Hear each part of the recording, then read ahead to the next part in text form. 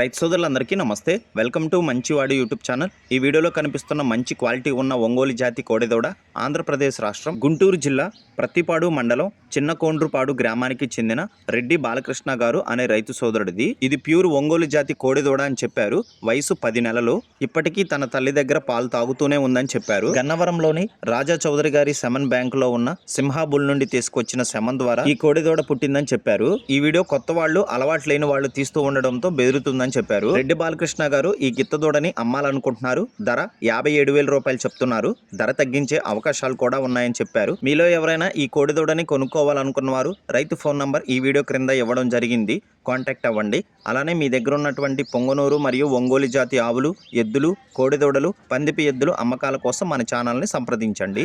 నా WhatsApp number 9676992250కి video తీసి పంపించండి. మన ఛానల్ రైతులకు ఉపయోగపడే ఛానల్ కాబట్టి తప్పకుండా మన ఛానల్ని సబ్స్క్రైబ్ చేయండి. మరిన్ని వీడియోల కోసం ఈ వీడియోని లైక్ చేయండి. ధన్యవాదాలు.